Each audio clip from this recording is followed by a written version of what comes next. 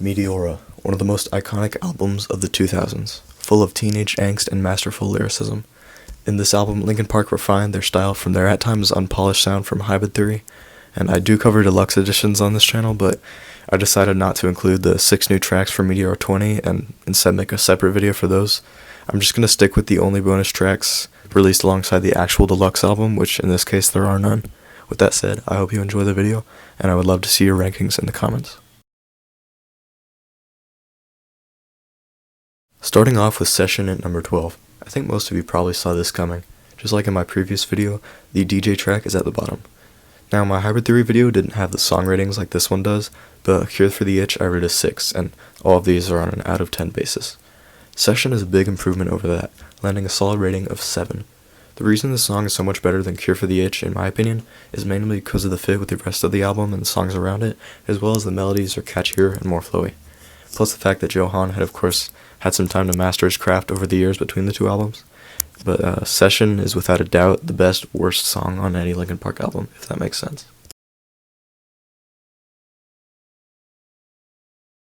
Now, hear me out. I actually like this song quite a lot, but this is also Meteora, one of my favorite albums ever made.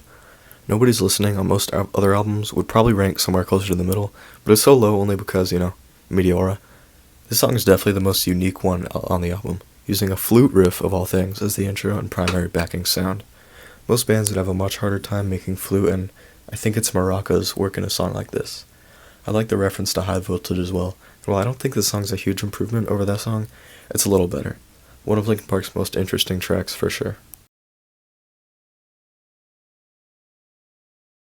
Hit the Floor literally screams angst and bitterness. It carries a message of karmic justice and playing the long game against someone who has done you wrong. This is the song that 13-year-old kids blast through their headphones after their little sibling finally gets punished for taking the last Bang Energy from the fridge or something. I don't even like Bang Energy, but it's a bit more polarizing than most of the songs on Meteora from a sound perspective, seeming to be one of the less widely popular tracks on the album because of its heaviness.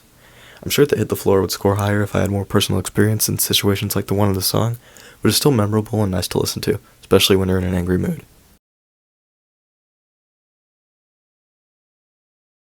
Okay, put down the pitchforks. Yes, I know most people would probably put this in their top 10, but I think Numb is a bit overrated.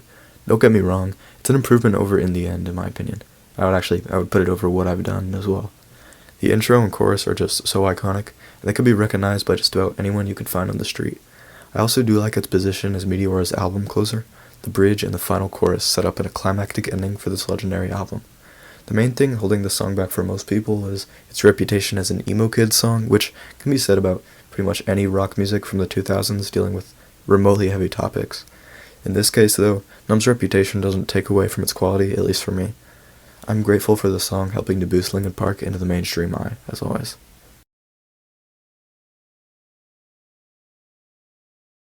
Oh man, this is gonna be tough to write. Easier to Run is one of those songs that will always help when you're feeling down. The steady pacing and soft instrumentals really bringing out that signature Linkin Park sad song energy.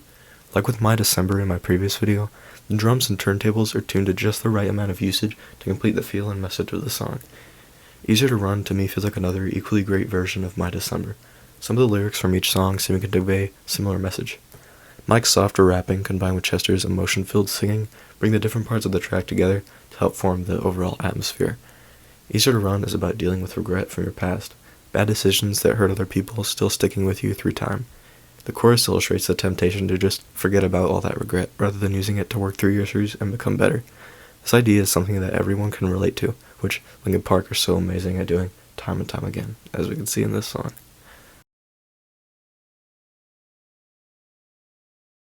Somewhere I Belong is one of the most iconic songs from Linkin Park's early days.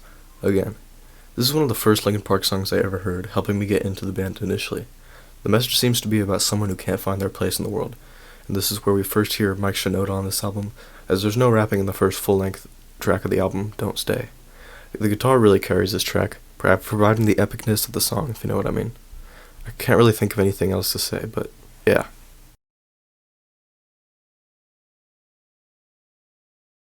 Alright, I'm really excited to talk about these next 6 entries, starting with Figure 09, probably one of Linkin Park's most underrated songs, if not the most underrated. I never hear anyone talk about it.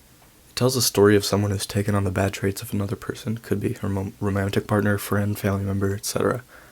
I haven't personally had to deal with this issue in my life, but I've had multiple friends that have, and this song so perfectly lays out what they describe the situation to be like. It's seriously so impressive how Linkin Park can put such obscure real-life conflicts and experiences into words while simultaneously making amazing music for me to headbang to in the car. The bridge is definitely my favorite part, similar to A Place for My Head with the whispering turning immediately into screaming, but even better here.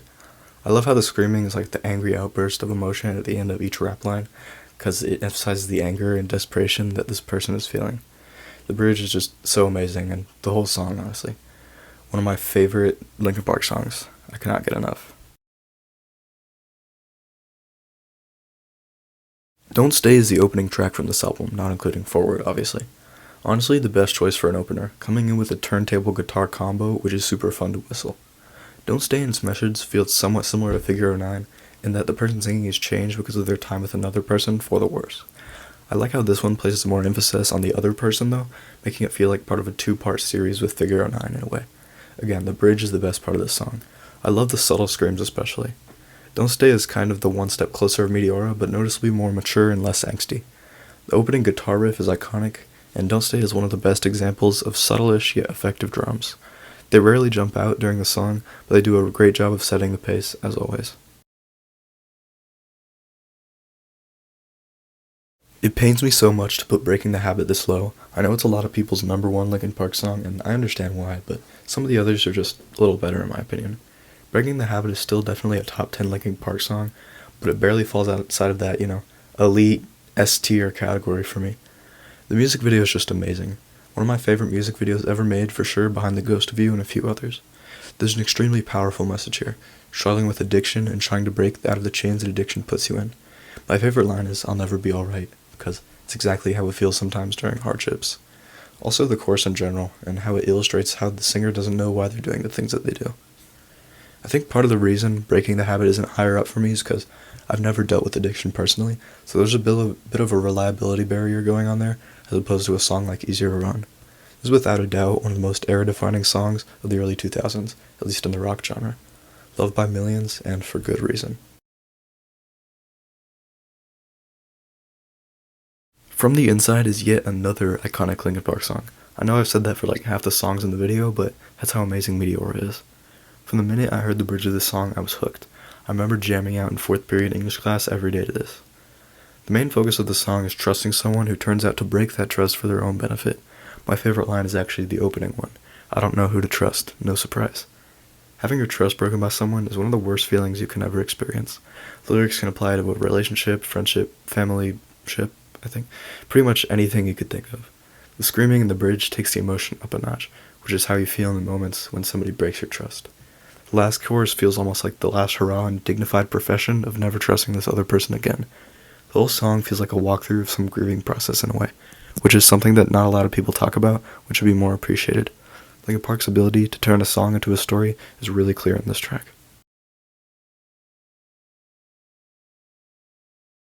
Lying From You is, in my opinion, one of Linkin Park's most headbangable songs from any of their albums. Just every time I listen to the intro, it's impossible not to react somehow. The opening riff is super addicting. I don't think I really have to stress how amazing the bridge is either. One of my favorite parts of any Linkin Park song. The screaming combined with the angriest rapping is something that we don't get to see done so flawlessly from any other band, it seems like. This is another one of the tracks I can play in front of other people and not get ridiculed for, sometimes, which is nice. The theme of this song is more obscure compared to most of the previous ones on the list, discussing an odd situation where the singer is intentionally lying to a partner or friend in order to separate himself.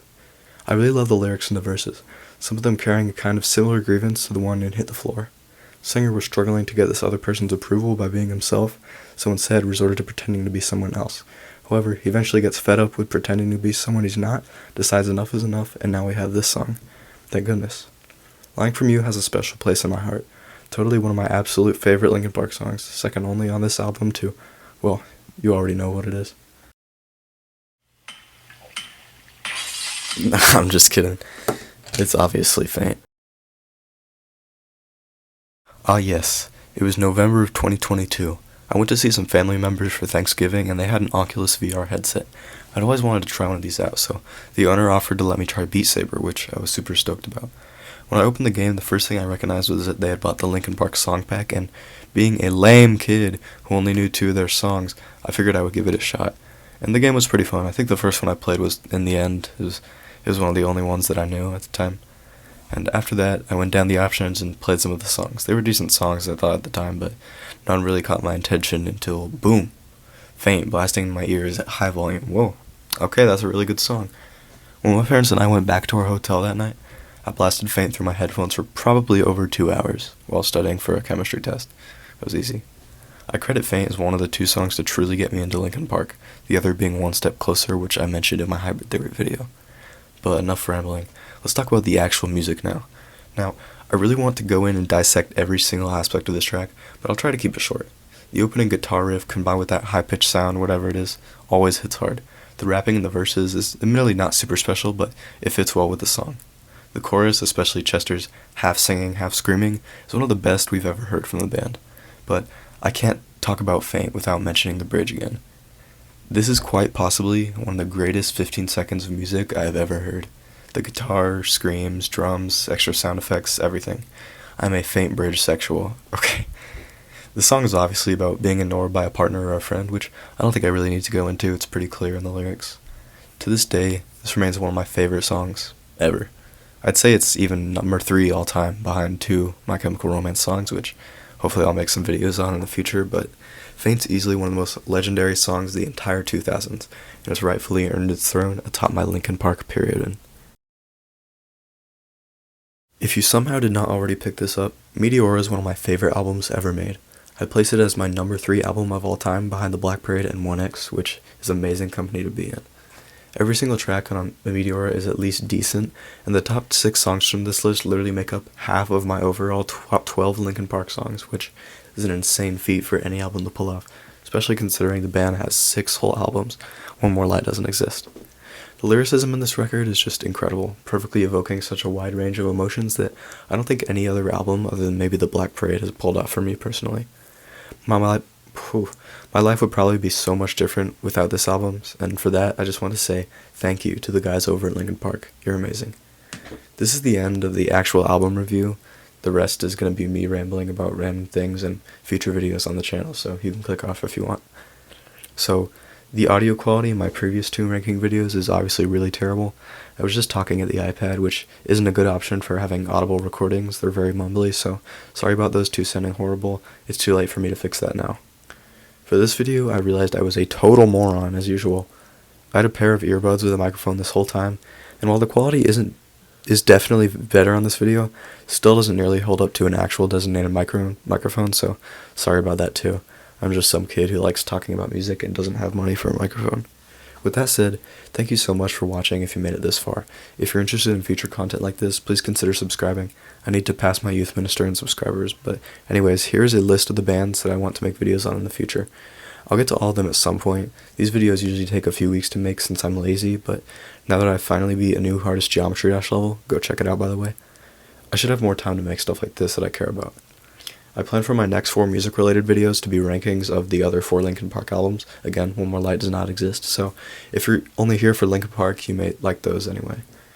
I'll try to get them out a bit quicker than a few weeks, and they're in chronological order. Hybrid Theory is first, then this, next will be Minutes to Midnight, and so on. Again, thank you so much for watching, and have a nice day, guys.